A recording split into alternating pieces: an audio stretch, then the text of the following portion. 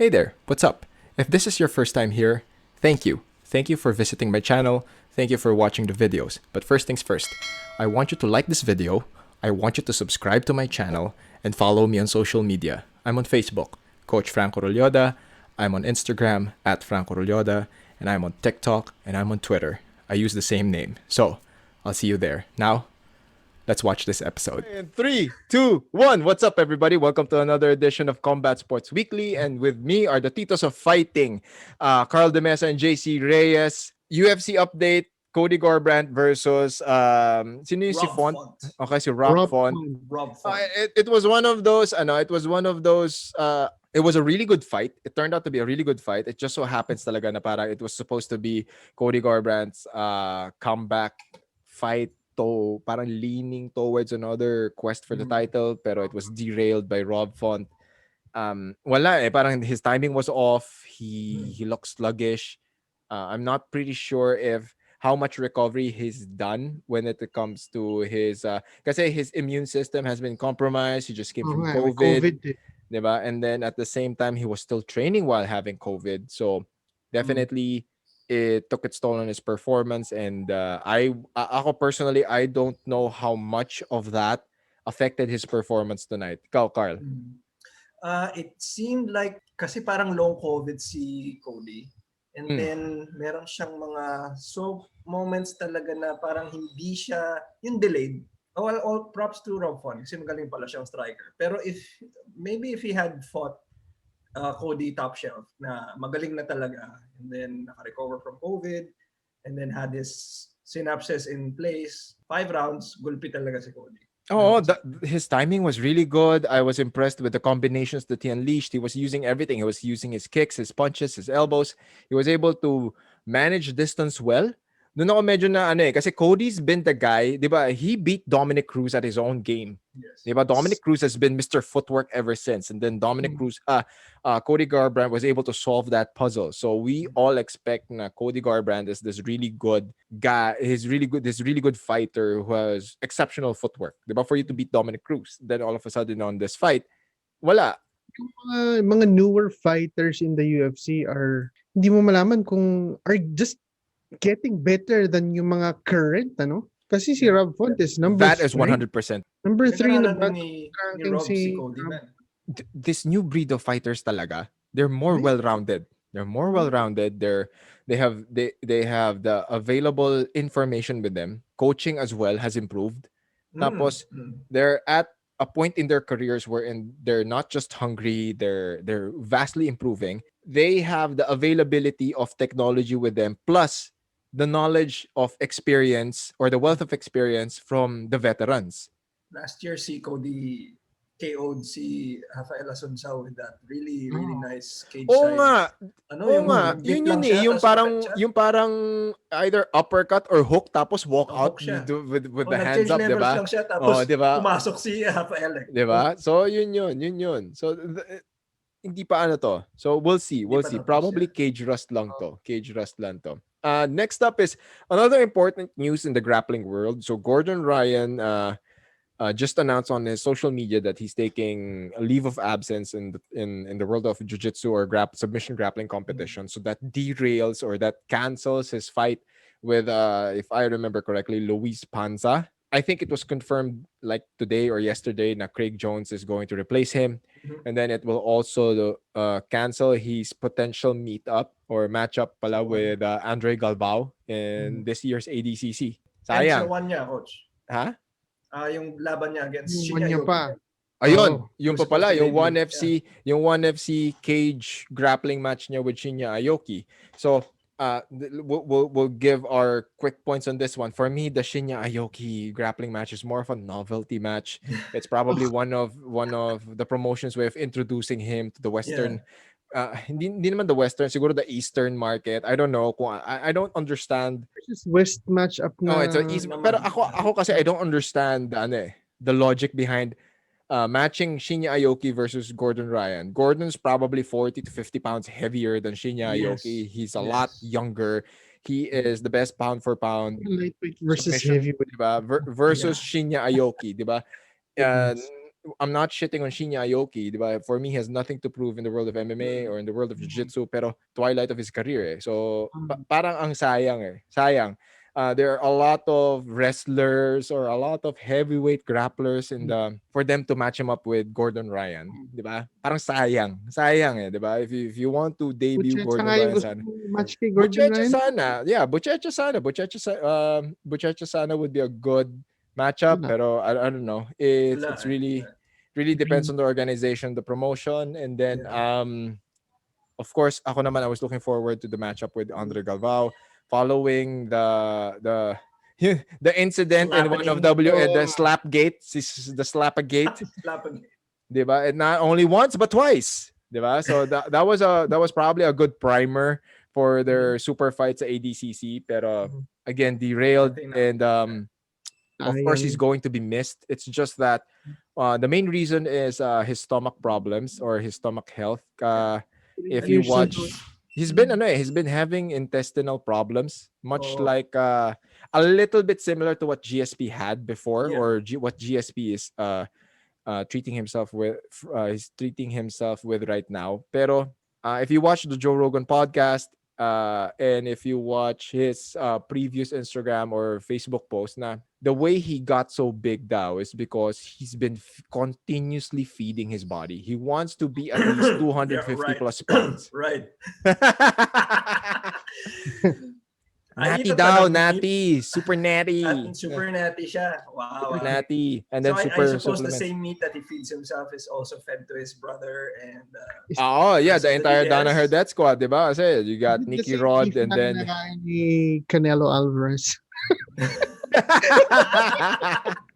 diba? Yung Pero beef up.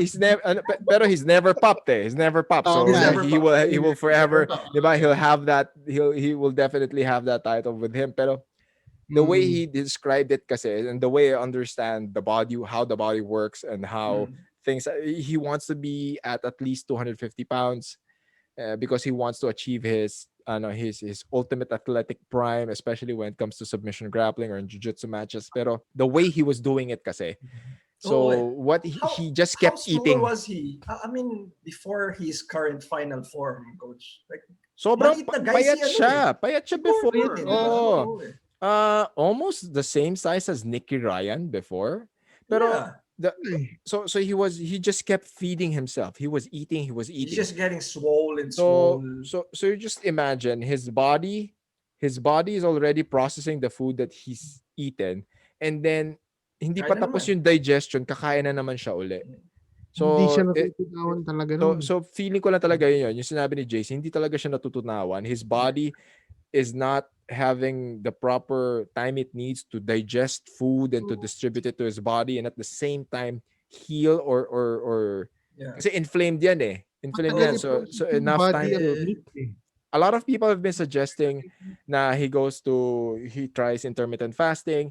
Sabi niya in his Joe Rogan episode na he tried it and he felt better. However, he just needed he was getting smaller daw pero he just wants to get bigger. To balance itself. Ang hirap nun eh. For me kasi even at 230 pounds, even at 200 pounds, I think he would still dominate people. That's how technically sound. Magaling siya. Oo. Ako hindi ko magets yun eh. There's just something about I don't understand.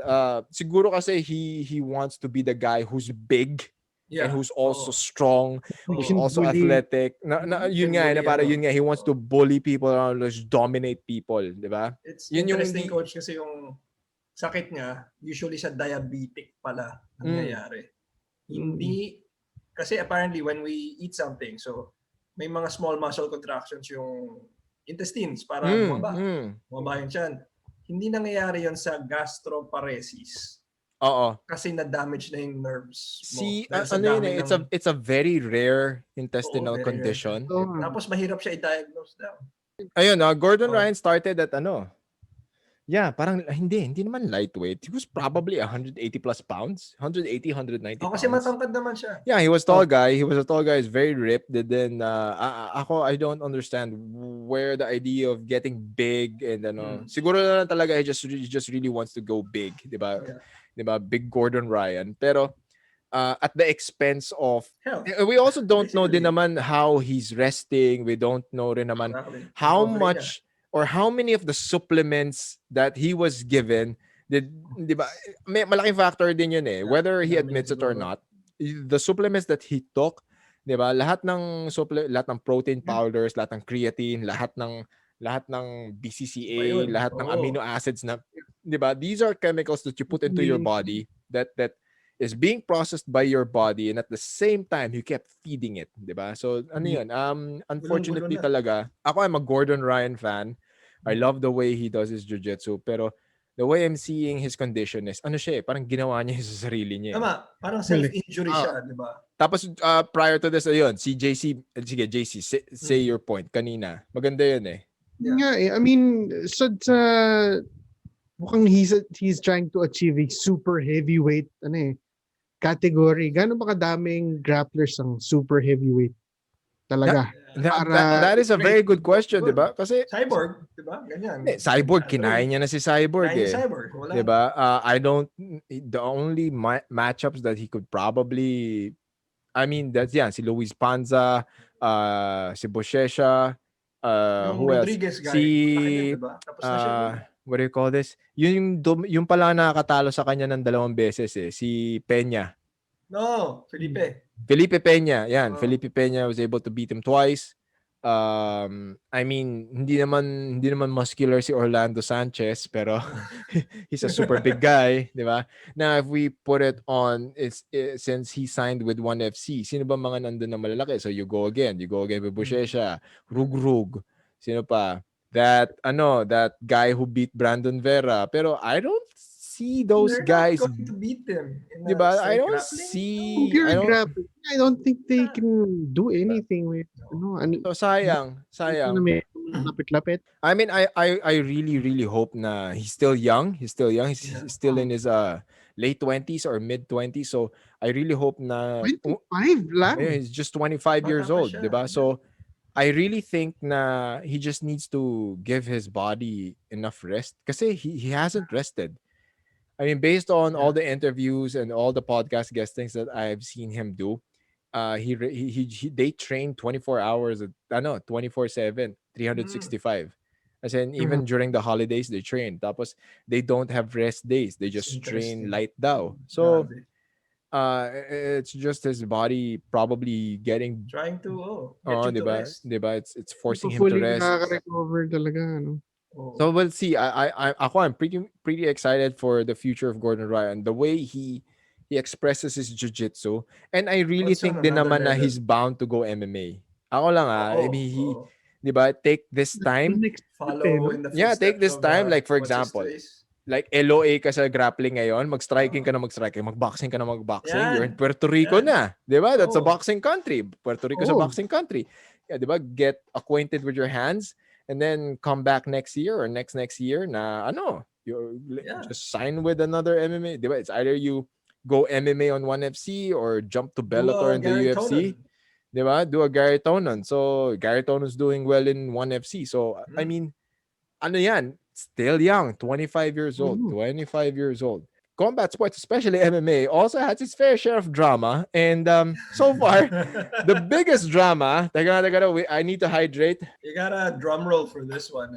Like the biggest drama so far, okay, that's been plaguing, okay, this is negative press that's plaguing the MMA scene right now, is the Josh Fabia, Diego Sanchez saga. Okay, nakakainis siya pero sinusubaybayan namin siya. Yun yung nakakainis. It has now taken a turn for the worst. The worst. Break up na sila. Diba? So everyone who's watching and listening to this right now, what do you know so far? Put it in the comment section. Put it down below. Let's see if our informations are aligned.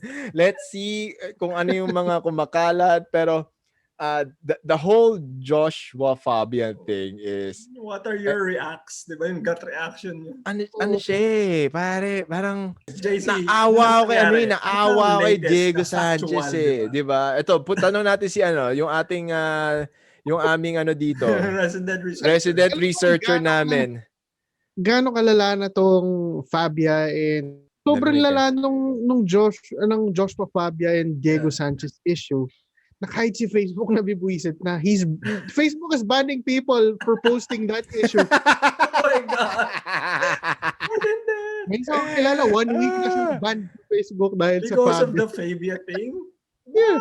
Wow. Wait, Wild. so ano nang factual na nangyari? So it looks like they've finally broken up. Splitsville for the guru. I don't know. But This was 2 days ago, Oh, right? okay. 2, 3 Ano days natin to? ago. Comment section. Okay, please participate here, ladies and gentlemen. So, Let kung us ano man know yung what alam you nyo, know. have they broken up? Yeah. Diba? Do you have contacts with the School of Self-Awareness? Let us know. What have you experienced? Meron Diba? ba kayong ganyan? Pero it's just so unfortunate for a guy like Diego Sanchez na parang Yes. this is what Everybody happens to agrees. people at the twilight of their careers. They're trying to mahirap tanggapin sa kanya na matatapos na yung career niya, and then he The probably party's still wants to over. fight, and then the people Parang around doesn't him know are where to preparing him go. for retiring, diba? He's not Mm. ready to go. Then kwento rin niya na he was going through a divorce. How convenient that all of a sudden here comes this guy. Diba? Here Enter comes Mr. this guy. Fabia. Diba? Enter his life, and then all of a sudden this guy takes over his life. Ang weird nun eh. Diba? Oh, Apparently the Josh Fabian, Fabia, diba? Fabia. Is a half Pinoy daw. We have to confirm He that. has Pero fucking flag of pero the ako, Philippines I'm not proud that he's tattooed. Pinoy. one of the not so proud Pinoy moments. Ano, So he's a movement Generation coach Pinoy ata daw. sa YouTube. Diba? Parang movement, the touch button movement the part. coach, he's a strength and conditioning coach, he's And an a MMA healer. coach daw, a Yan yun. healer, diba? He JC, opens his every eyes. Healer. Diba? The If someone, Philippine then he takes control, he takes over Diego Sanchez's life. Complete, di ba? Manager, nutritionist, Lahat. cornerman, Lahat ano pa ba, daw. coach? Oo. Lahat daw, lahat. And then, Masahista. so this is a clear indication of what cult leaders do. This is a clear Yes. indication of Mhm. what cult cultivation is, pero it's done on the individual level. So dun yung Oo. makikita na he reaffirms na you're still the shit, you're still good, Yeah. you're enough. Sabihin, you're enough. Don't listen to them. I'm here for you. I support you. We will do this together. My condition. These people are these people are trying to make it us versus them. Diba? It's an us Oo. versus them na. It's an us against the world. Parang And it's a clear indication we're doing something right. And Kasi there, sila. tapos if tapos may na yan, yung naka-ready na template answers na parang if they disagree with you, then they simply mean they don't mean well, ganyan. They're not on your side. They're not on your side. Oo. And then syempre, here comes Diego Sanchez. He's in a very vulnerable state. He's lost. Diba? He's basically lost eh. Diba? He doesn't know what to do, where to go. Then here comes this guy na probably provides him a certain level of clarity and The guidance. attention he wants, he needs. Sa tingin nyo ba guys na hypnotized tong si Diego Sanchez? I'm like, ballpark, like, do you think he was hypnotized by this It's guy? the same kind of technique I've seen because I watch a lot of like culty documentaries like yung Rajneesh, yung Japanese na ay yung Korean na cult na nagbomba ng Japan sarin gas ganyan. So basically same thing sama ka coach na ginagawa nila, they come at you when you're vulnerable and lost and at a point of your life like Diego where the party's over basically for Diego. And for a fighter na tipong sasabihin na wala na paano ka na pa-twilight ka na. So mahirap na mag-invest sa'yo. Jackson Wink wasn't even giving him pads, di ba? Like last episode data, we talked about that. Yeah. And then ang intense kasi nga parang ng fighter's life. And then to have that all taken away. If you watch their videos, parang si JC yung na parang, tingin nyo ko nung ginagawa nila, puto nung tinry ko panoorin. Sabi ko, sobrang cringy. Let's enumerate some of those cringy moments. It has reached the point. It has reached the point wherein Diego Sanchez has a fucking OnlyFans account that apparently is being controlled by this dude, di ba? So parang yun. I don't know kung ikaw ba Carlos, si JC naglagay nung OnlyFans na merong OnlyFans na para so for so and so amount you get to see Ang mahal half $10,000 naked. fully nude. Yeah. Sabi ko, JC, yan. Fully nude, man. Like, pang OnlyFans talaga. Diba? So I watched this video on YouTube of a guy, and he said na parang one of my friends parang they subscribe to the OnlyFans, and then Oh, shit, talaga. I'll send you Guys, the you link gotta tell sa us chat about group. Lagay ko sa chat group Guys, gotta yun. tell us about I said ano Last one. siya, Was it worth it? hindi ano siya, these were training montages of Diego Sanchez in the gym. Okay. So for example, he's stretching, he's doing splits, tapos yung camera nakafocus sa puwet, nakafocus dun sa ano, tapos may sensual music sa background.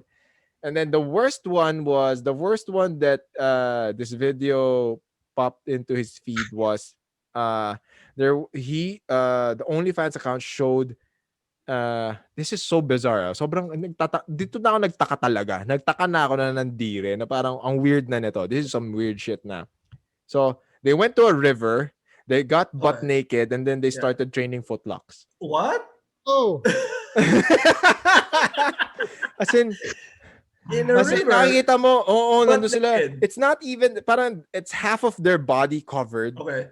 Parang hindi nga parang, basta mababaw lang yung tubig, then they're training footlocks, pero they're both it's butt clear naked. water. It's clear water. Both men butt naked trying to footlock each other. But it's training footlocks and daw. sword fights. Oh, It's so weird. Baboy, kasi they no? continually deny they're gay. I mean, who the fuck cares, Oy, guys? Come on. Carl, baka marinig ka ni Diego Sanchez, sabi niya, we're not gay. We're not gay. Everyone's that's the narrative of the machine. That's the narrative of Errol Hawani. That's the narrative of DC and the UFC. They're not and gay. Paul Okay? Felder and Megan. Whatever floats their boat naman, kaya lang at the expense of Diego's career. Diego's career. Diba? Did you see everyone who's gonna watch and listen to this, please watch the video of this was a UFC fighters meeting wherein Josh Fabia just took over. No, yun, pre-fight na fighters meeting just took over. That was even Paul Felder was like, I don't know who the fuck you are. I don't know who the fuck are you? I don't know who you are. I mean, we're here for Diego. We're talking to Diego, and then all of a sudden you just come over here. You make it about you. And totoo din naman. I watched the video, and it was he was trying to make it about him. He was trying to make he hijacked the whole fighters. He hijacked the entire fighters meeting. Ang bait pa nga nila Paul Felder dun. Kung ako yun, puto, sipahin ko na kagad. Parang, lumabas ka nga dito, di ba? May nakapila sa likod, I was like, lumabas ka na nga dito. Parang, self-aware. Di ba? School of self-awareness. Like, what the hell? Zero self-awareness, sabi nga ni Bisbee. Diba? How much self-awareness do you need? Diba? I'm sorry. I'm probably, diba, siguro mababaw ako na tao, pero how much self-awareness do you need that you actually need to go to school and pay someone to tell you na these are the things that you're capable of doing, these are the things that you're not capable of doing. Guess what? We can actually make you better through practice, pero you can only get better by doing it with me. Diba? Oh my God. Yeah, and this guy has to take control of your entire life, diba? I've seen for him to teach you the self-awareness you need. You need, diba? Yun nga, parang you need. And sinasabi na niya, he only has the answers. Siya lang daw ang meron. Okay. You know, weird. Okay, tapos yung mga ang dami niyang weirdong exercise na papagawa sa'yo na walang kakwenta-kwenta. If we compare it, para siyang yung mga yung mga suddenly nagpop up in the last few years na mga life coaches. Yeah, yung mga like all of a sudden yung di ba? Alam mo naman talaga nangyayari sa buhay mo, parang si life coaching kasi parang ano siya, si life coaching diba? To a degree it's like mentorship, di ba? So you're paying for pero sobrang dami na rin biglang naging life pero coaches. Pero may mga cult-like life coaches. Para sa akin, pa yung certification for actual life coach. Yun naman, yun, meron yun. Yep, that's true. Marami yan. Life coaches, I guess. Kasi ako meron ako nakilala mga life coaches na legit life coaches. Pero may feeling ko mga kaya degree sila talaga naging sila. life coaches kasi they've had the experience. I mean, these are people with families, they have businesses, they Yes. have successful careers. Yan, Yes. makikinig ko just life coach na yan. Legit Pero yung yun. Kasi 17, 18 years old na life coach, lapitan mo ako. hindi. Gusto mo uppercutting kita? Here's your Turo mo life. sa akin tungkol sa Kasi buhay. pwede mong i-add yung mga acronym nila sa dulo ng name mo. So they're actual like Masters of Science or something, di ba? Diba? So, I mean, it's totally weird. Tapos, eto pa, may mga bago na rin ngayon. Like, lahat na rin ata ng coaching, meron na ngayon. Mindset coaching. Mindset Ano ba? coaching. Attitude, That sounds positive, familiar for me. I've seen the positivity. mindset coaching sa work Ano sa ba? mga yung hedge funders and parang yung finance people. Because may mga in-house sila sa corporate. Hindi. Pero iba naman talaga. Iba talaga Parang may yun. psychological ano naman talaga. psych May mga degree psychological naman. degree naman or sociological degrees naman Ito talaga si yung mga yun. Joshua, degree Tapos niya ata si yung Joshua Fabia, puta saan nang galing basura tong taong to? Sarap sipahin si sa JC mukha. ba yung nagsabi na parang hinil niya yung grandpa? Ano yun? Nasa grandpa. website ng School of Self-Awareness yun. May na-mention siya, when he was like 9 or 7, yung grandfather niya na World War II veteran, inatake. Ito yung Pilipino nga. How convenient, no? Kamag-anak niya yung hinil niya. No? Pero after that, wala na siyang nahil na iba. Yun yung pinaka doon. It was a one-time thing na it was miraculous and that gave him credibility to do whatever the fuck he wanted. So, I mean, what do you guys think of now? Like, ang news is si Diego has severed all ties with si Joshua. That's the news, I really hope that's true. I really hope that's true. Diba? Kasi parang the attorney says na parang wala nang power of attorney si Joshua. Parang ano yan one of the, I forgot if I read this or watched the video about this. Parang so there were I think there were two instances wherein so people were trying to reach out to Diego. So a lot of his former teammates in Jackson Wink were trying to reach out to him, and then several fighters were trying to reach out to him as well. Syempre, he wasn't really paying attention. Pero he had two meetings One meeting was with Khabib. Yes, and the next meeting was with his at yung pangalawang meeting I have to confirm. Pero alam ko he was able to meet with his uncle, the uncle that raised him. Yun, medyo sobrang laking figure nun sa buhay niya, yung uncle niya na yun. And then of course, I mean, there's no school of awareness in the Khabib Nurmagomedov vocabulary. There's no such thing. So probably Khabib goes like, "Hey Diego, come here, we need to talk." Then Joe says, "No, whatever you can say to Diego, you can say to me." Then Diego will say, "Yeah, whatever you can say to me, you can say in front of Josh." Then Khabib goes like, "No, I talked to Diego." And that was it. And that was it. Tapos sinama ni Khabib, tinawag ni Khabib yung tropa niya. Guys, you lead Pastor Joshua away. You take Joshua around. You take Joshua around. Diba? You take him to the farm. Diba? The farm. Diba? That was probably, ako lang if Khabib was able to get through him, but more importantly, it was probably the uncle that got through him. And they probably shed light, and he was able. I really hope that it's true. So for anybody, okay, who's watching and listening right now, if you have the down low, if this is true, put it down in the comment section. Kung yung mga kapwa titos of kachismisan po namin, okay, sila Coach Ruel, sila Coach Gabay, Ref Lawrence, okay, yung mga ano po namin dito, yung mga Combat Sports Rico weekly po namin dito, yung mga kung meron po kayo mga updated chismis, please put it in the comment section. We would like to know. I really hope, kasi the last tweet I saw was Joshua Fabia tweeting na parang they've not broken up. Why did Diego issue a restraining order? Diba? They were just taking a break. Like, okay. According to Joshua Fabia's Twitter account, I think Sanchez versus Fabia daw, Conor McGregor Sports and Entertainment. Yeah, feeling ko rin si Conor could probably get through Diego. Tignan natin, di ba? Okay, di ba? You need money? I'll give you your retirement money. Just break up with that fucker. Di ba? Like, kasi we're all laughing right now, but please, everyone, okay, do not listen to people who will take advantage of you at your most vulnerable state. Diba? I mean, there are people who will definitely mean well. Pero yung mga, di ba, look at the red flags. Please look at the Yeah. red flags. I mean, I suppose it's easy for us to say, but syempre kung lost ka in that moment and ang Yeah. hirap i-discern, di ba?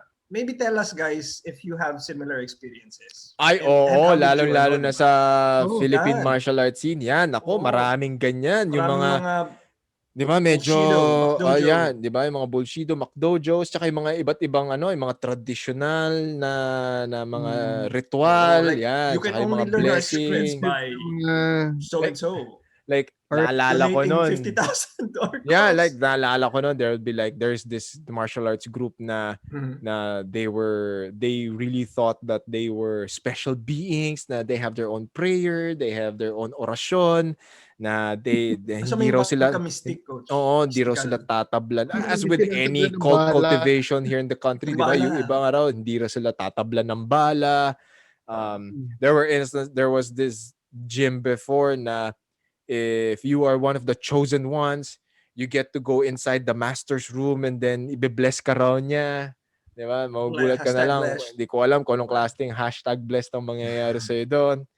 And then, Hot dog slap ba, ganun. di ba? So Yeah. this is also an indication of how important team dynamics are, the importance and the power that coaches have over their students. Yes. Na you have this responsibility and moral ascendancy to your students na you have to guide them talaga. There are coaches I've seen and I've encountered coaches talaga na I disassociated myself with kasi or lumayo na lang ako, di ko na lang sila Were they pinapansin. predatory, coach? Oh, yeah, kasi ako naman pag ganyan I go like, no, don't do that, 'di ba? Don't do that. Don't do that to your students. Yeah. Kasi ako I see the value of my teammates, I see the value of my students, and I see the value that of the team that I grew up in na it wasn't tolerated 'di ba? It did happen, it does happen, pero when pag na-identify na siya, Yeah.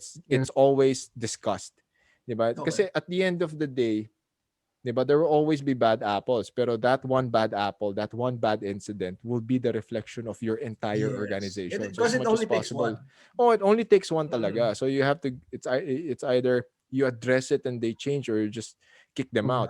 Sounds 'Di ba? good. Ang problema kasi doon talaga, meron talaga there are just people who how do I put Born this? mad, I guess. Hindi, yung it consumes them. You know that feeling na, for example, it's not even you're you, it's something that's on you. oo, na parang, okay, these people are following my lead. 'Di ba? Whatever I say, they're very supportive. Okay, if they say na ganito, then all of a sudden, there are people who na talagang yung iba, 'di ba, kung anong hihilingin mo, bibigay nila 'di ba? Na ako personally, I really hope na Diego Sanchez is just out of that relationship. Yeah. Kasi Sana whatever done that na siya. relationship may be, pero alam mo yun, I'm never gonna judge anybody if they come out, 'di ba?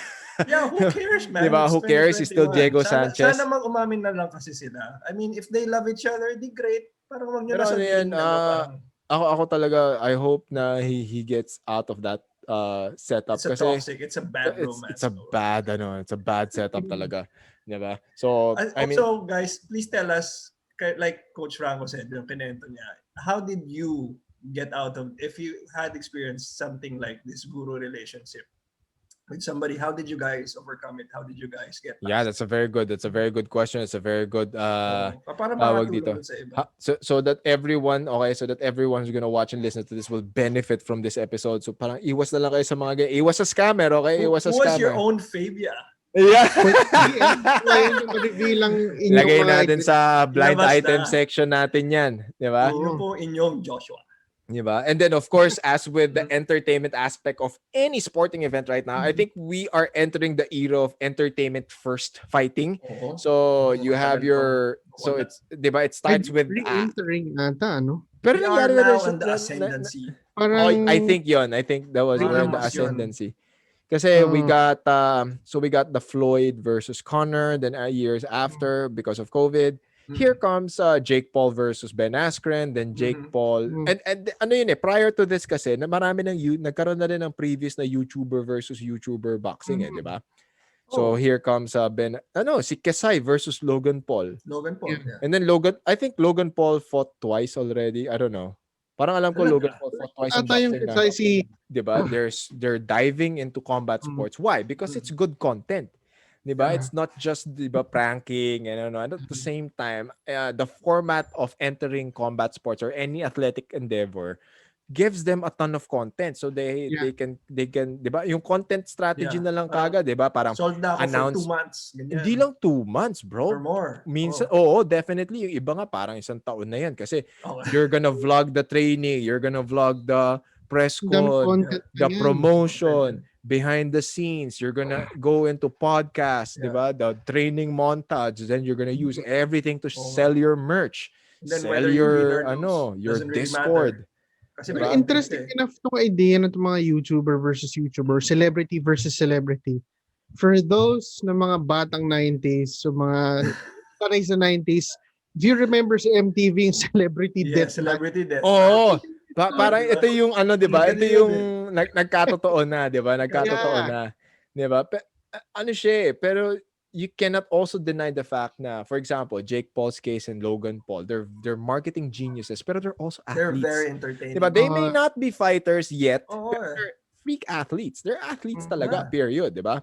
And Si Logan ba yung wrestler? Logan wrestled. Both ata sila high school wrestlers. High school wrestler. They got a lot. They get a lot of money out of doing these things. So they get Yeah. money announcing the fight, they get money during the promotion of the fight, and they get money on the actual fight The itself, actual fight. diba? So And- it's a good indication of how you can turn any athletic endeavor into a business. So I No. really hope na there will be people, there will be purists who will bash them, pero please like for example, the fighters, the coaches who are watching us right now, use that blueprint. Use that blueprint to Oo. monetize your Ito skill yung sets. eyes on your sport, man. 'Di ba? Kasi nandito na sila eh. Ako, for me, they're good for the sport. To be honest, they're good Really? for the Really? sport kasi it Yeah, brings I was going to ask, does it take away from the actual legit sport of boxing? no, kasi it brings more Sabi eyes to the nila- sport. 'Di ba? It brings Sinasabi more. nila these YouTuber boxing fights, lalo na yung kay Mayweather ngayon, Oo. some people keep saying na it's destroying the image of boxing. Ang tanong ko, Yes. bakit? I mean, Exactly. sinasabi nila Is it kasi kind of Floyd Mayweather on some was level, is it like the CM Punk thing na papasok si Si pro CM Punk sa wrestler UFC, 'di ba? Oh, Pero tapos yun walang kwenta. pero yun din naman, 'di ba? It Yun put din. it Pinanood put a ng lot of mga tao yun. legitimacy to MMA, 'di ba? Yes. It put a lot of legitimacy to MMA, and at the same while converting or while funneling the fans of WWE to the Yes. UFC. Yes. 'Di ba? The same way that these YouTubers are funneling their audiences, 'di ba? The younger ones especially into boxing. Tapos meron nang TikTokers versus YouTubers Oo nga, boxing eh. totoo ba yun? I thought that Totoo was siya, made. pero Totoo siya. nahihirapan silang i-organize eh. Nagba-back out na yung mga ano eh. Nagba-back out Shit yung mga got real. parties. Shit got kami real. nag-organize niyan. Diba?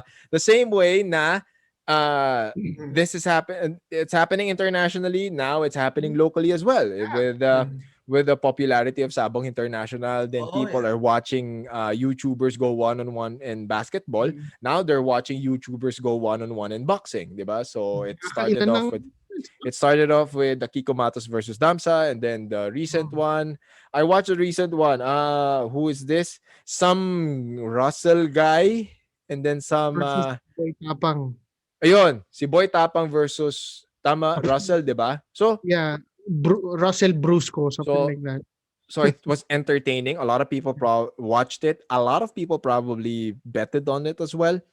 Yeah. Pero on my perspective and how I see the sport, it's a good way for people to realize na boxing is not easy. Combat sports is not easy. I watched the fight. Yun, at least. They were, di ba, ito yung sinasabi namin dito sa Combat Sports Weekly. Di ba? You should appreciate the level of preparation and the level of artistic expression ng mga fighters kasi hindi madali yan. Di ba? Hindi madali yan. Kita mo ako, pinanood ko yung wala akong magawa, so pinanood ko, and I go like, okay. Di ba? Di ba, a lot of people will say na they know how to fight up until such point na they actually have to fight. Yeah. And was it that Mike Tyson said, guys? Parang every time you Ayun. get a plan until they get punched in the face. Yeah. Pinaraise ko siya. Diba? Everyone's a world champion on the mitts. Diba? Yeah. So for sure. Oh. Before being a YouTuber, he was an amateur boxer. Sorry. Surprise! he had an idea how to prepare, he had an idea, and Yeah. kaya naman pala medyo alam niya kung ano yung ginagawa niya dun sa ano. Yeah. So, Si Boy Tapang nag-iingay na kasi nakita niya, ba't sa States may mga YouTuber siguro na nagbaboxing. Bakit ako, dati naman akong boxer, bakit ako hindi pwedeng magboxing ulit for this? Oo nga. Kasi si mm, Boy Why Tapang, not me? Oh. he went viral in the last couple of years for doing stupid things on the internet. Like, like kumain ng pinakamaanghang na pwedeng sili na kainin na, hindi, ininom pa. wow. Kumain ata ng tae, parang ganon. What? Ano to? Pinoy Jackass? Ganon? Parang, Oo. oh, Parang sa Pinoy. ka. Sumubo ng daga na galing sa kanal, parang ganon. Wow! He did this most stupid shit on the internet in the past couple of years. Tapos, ito na yung platform for him to get better content. It was something that I expected from people who don't actually do this Yeah. regularly. And dito nyo talaga makikita na parang they both probably thought na they were prepared. They probably thought na they were going to knock each other out.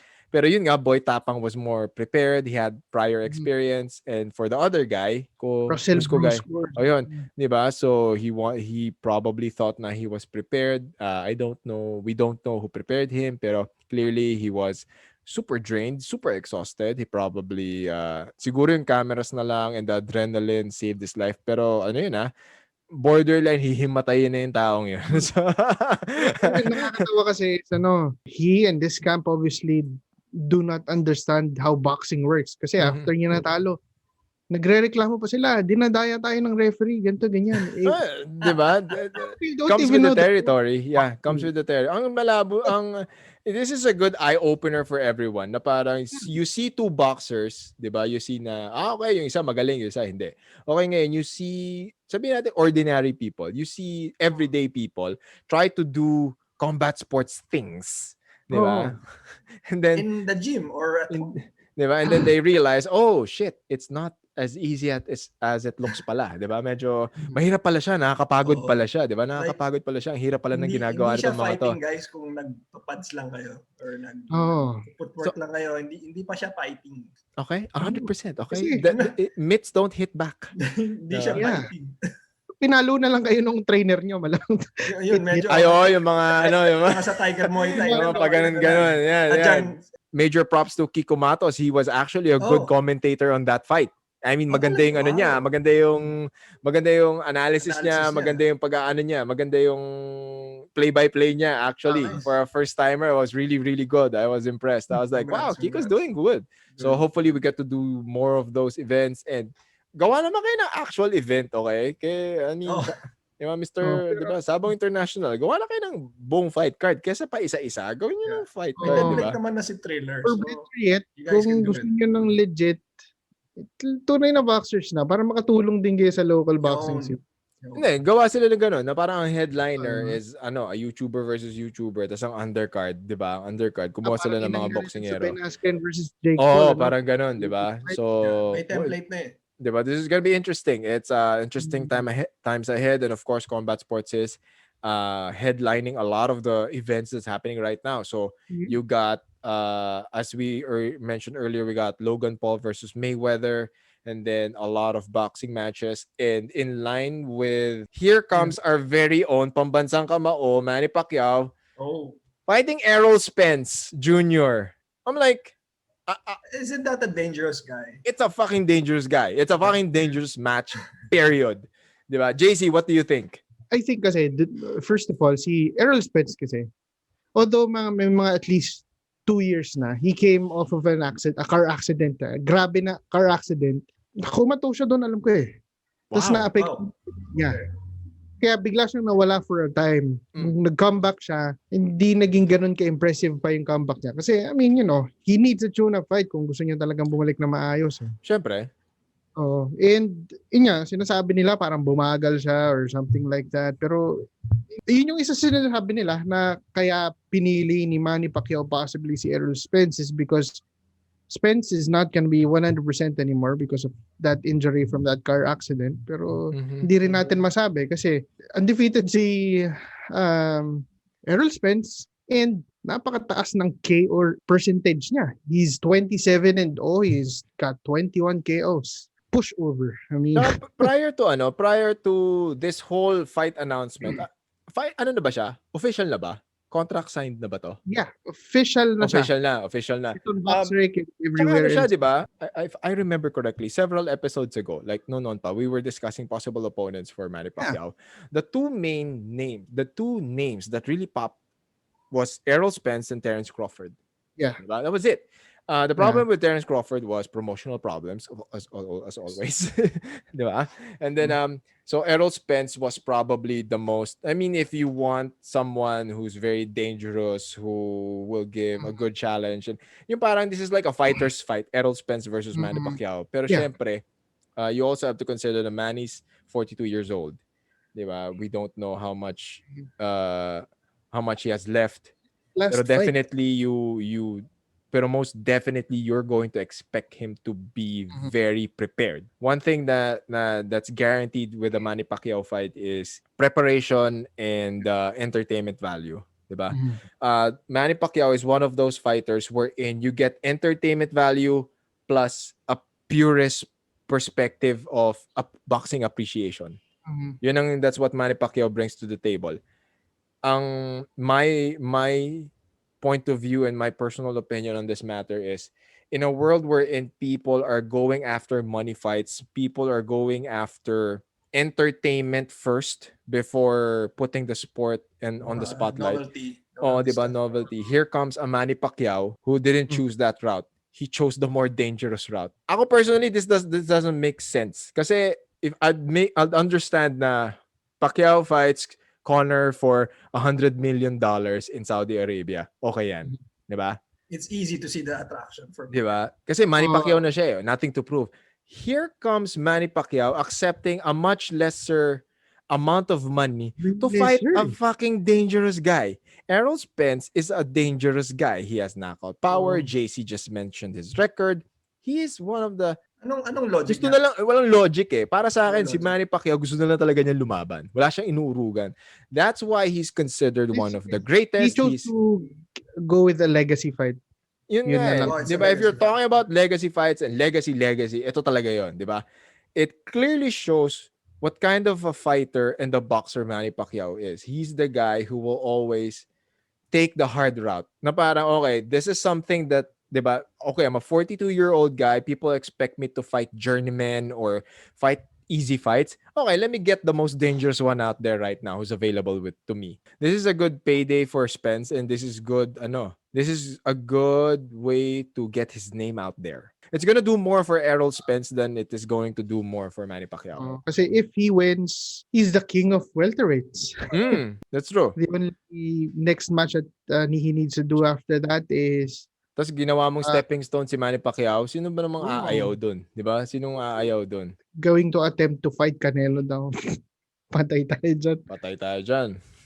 I guess, maganda idea yun if he if he becomes the undisputed welterweight champ. Kasi after Manny Pacquiao, the next best fight for him is Terence Crawford na, if that ever happens. Terence Crawford.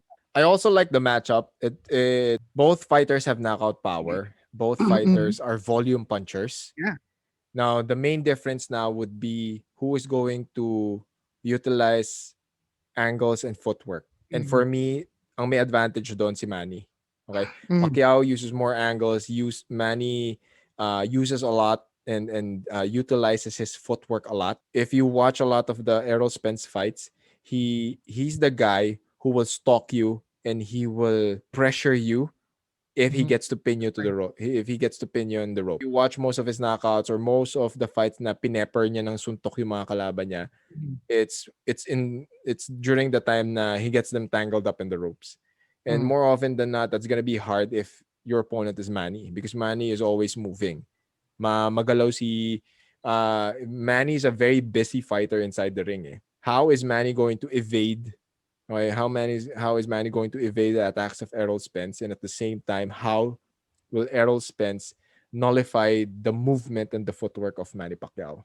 Everyone who's watching right now, diba? Put it in the comment section. Who do you think will win? Okay, is it gonna be Manny? Diba? Well, syempre sabihin natin, pero let's be objective here. Diba? Yun yung ano namin dito sa show. So, What are his chances? what are his chances of winning? Diba? And how? Diba? Yeah. So, is it by knockout? Is he gonna knock down Errol Spence? Is he gonna win by decision? Anong klaseng decision? Sabihin natin decision. Split, unanimous. Diba? So, majority decision ba? Tignan natin. And, Tignan natin.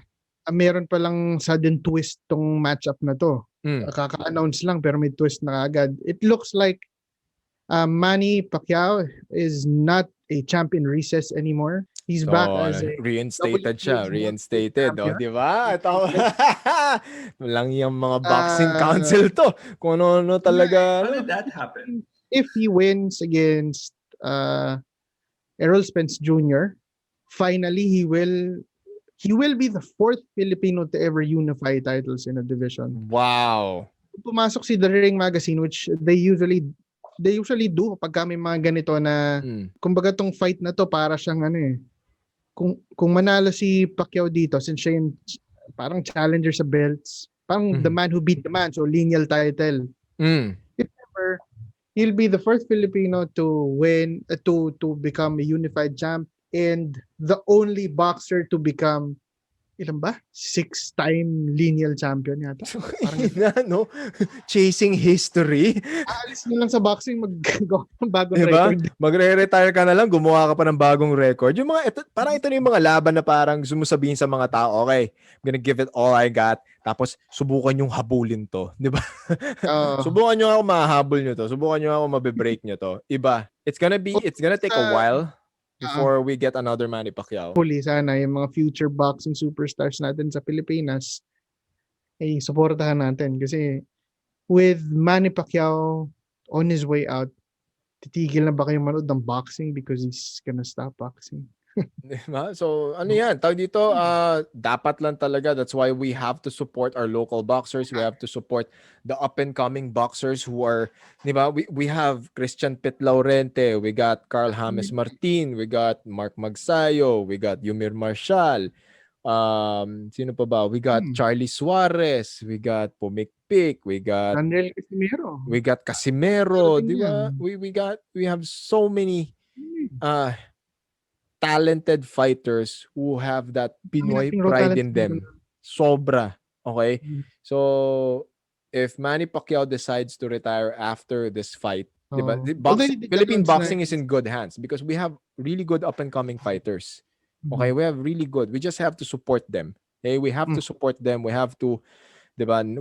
We shouldn't bloat their egos. We shouldn't be yes men to them. We should support them when they're fighting and then keep their feet on the ground while they're on vacation or while they're trying to get better. So, I mean, it's maganda yung future ng boxing. Marami na nakikitang promising na boxers dito. And we will definitely use this show to showcase their talent, to tell them when they're winning, and to make sure na they get the proper attention and awareness that they need. So, speaking of attention and awareness, pa-plug ko lang po yung show ng aking fellow tito sa fighting here. The Boys of Destroy MNL have their latest episode out with my fellow Holy Trinity MMA referee extraordinaire, Professor Joey Lepitan. Professor Joey Lepitan is on their episode. Joey Lepitan is one of the really good, I mean, not just in the Philippines, probably Southeast Asia or Asia. It's like one of the golden standards in terms of refereeing. He was one of my mentors when it comes to refereeing. The main reason why I'm a really good referee right now is because of Professor Joey Lepitan. He's imparted so much knowledge when it comes to officiating, what things to look at, what should I look at when it comes to refereeing fights, where you should be during certain situations, what are the telltale signs to look out for, how do you zone out, how do you block out the noise, how do you determine kung is it the right call or not. A lot of the things that I learned, isa si Professor Joey Lepitan. So please, this episode is brought to you by the great people of High Rollers. Yan yung t-shirt ko ngayon. Yan. High Rollers. Okay. I'm gonna put their logo right now. So please follow them on Facebook and on Instagram. They just don't have shirts. They have shirts. They have other merchandise. They have jiu-jitsu gis. The jiu-jitsu gis are amazing. Okay. One thing that I really like with this brand is ang ganda ng design niya, 'di ba? The Tokyo vibe is really nice. The lettering is good. Tapos ano siya? The fabric is so good. Lalo ngayon, mainit. Parang ang sarap niya sa balat eh. Ang sarap niya sa balat. So, we're gonna cap this episode off with thanking the Muay Thai Association of the Philippines. And you guys are amazing. Okay, to the people of Muay Thai Association of the Philippines, thank you so much. Retired General Lucas M. Managelod and Coach Billy Alumno, thank you so much for having the Titos of Fighting on your grassroots training program coaching certification, and your Titos of Fighting passed. Thank you so much, everyone. So, at yun na, when you the world governing body with much difficulty. So with much difficulty talaga. Mahirap yung Y crew, ah. Mahirap yung Y crew. Yeah. So for everyone's for everyone who's gonna watch and listen to this, so there's IFMA, the International Muay Thai Federation. So sila ang world governing body for Muay Thai and the events, the sporting events and the combat events of Muay Thai. Now, there are several levels into learning and coaching Muay Thai. So they're called CAN, K-A-N. So it's CAN 1, 2, 3, 4, 5, 6, 7, 8, 9, 10, 11, 12. Talagang inisa-isa ko siya para maintindihan niyo yung at ma-appreciate niyo yung each level. Now, what we got is CAN level 10. So we're technically coaches. Okay? So we're Muay Thai coaches. And then further knowledge would get you to CAN 11, which is assistant crew. And then CAN 12 is actual crew. You get the title of being crew. This is a good way for you to educate yourselves in the sense na hindi lahat ng coaches tatawagin yung crew at hindi lahat, di ba? Kasi ang dami kong nakikita, crew daw sila, ganito. Pero yun nga it's probably a good way to monitor people who claim that they're crew pero hindi naman pala talaga sila crew. Yes. Diba? Yeah. I'm seeing a lot of this as well. So ayan, no, diba, when people started calling us crew, we correct them. We're coaches. Okay, you can call us coach. You can. Diba? We would love to be called crews. As much as yes. Diba? So we're still martial artists. We're still very much purists, and we want to go through the process. We want to do it the right way. So we'll probably go CAN 11, CAN 12. Now, according to IFMA kasi, CAN 11 and CAN 12, it's either you go to Thailand or an IFMA representative teaches you. Yeah, okay? Which usually Thai. So, syempre, mas masaya pumunta ng Thailand. Doon tayo mag-training, di ba? Masaya doon, di ba? For all of us here, we'll definitely take time to do our best to, kasi we've been, ako, honestly, long time coming, ang dami ng tagal ko na dapat ginawa to, pero ngayon wala ka na excuse kasi, di ba?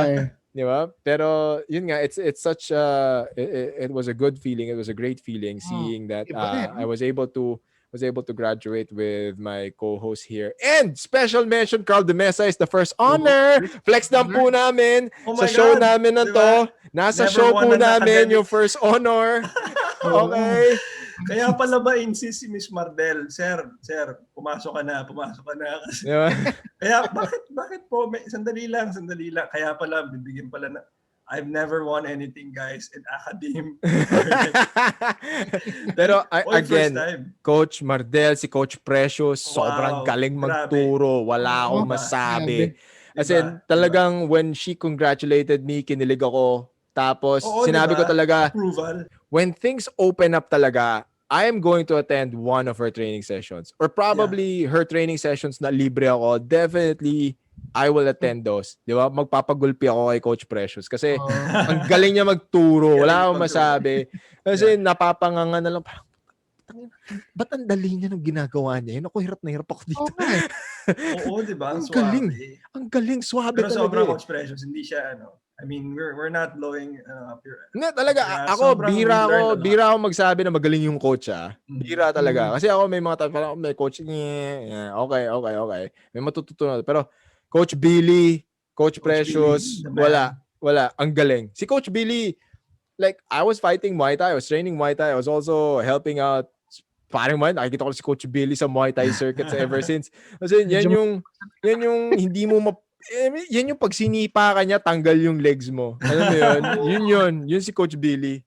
He's produced so many champions, okay? And Yeah. his approach to coaching is very no nonsense, straight up, very technical, relentless. And I mean, the results speak for themselves. So when he was there teaching the modules and the techniques, I was like, wow, I'm It was an blessed. honor for Yeah, everybody. it was such a huge For honor. sure. Please follow Destroy MNL on their social media platforms. My podcast is Coach Franco Says.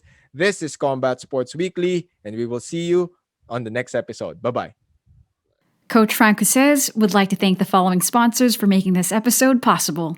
My armor of choice. Never go to battle without it. Beware the robot face. I am Knots and Crosses. Place your orders on their Facebook or Instagram pages. Just good vibes in the local jiu-jitsu scene. Check out my Ikiro Collective family at ikiro.ph. Simply Better Dentistry. Visit the Santos Dental Group and Oral Surgery Center. Book an appointment on their social media pages. Boost your immune system with Nano Silver Immune Support Supplement. Order your bottles on their social media pages. For local martial arts news here in the Philippines, visit Local MMA on Facebook and listen to one of my favorite podcasts, Destroy MNL.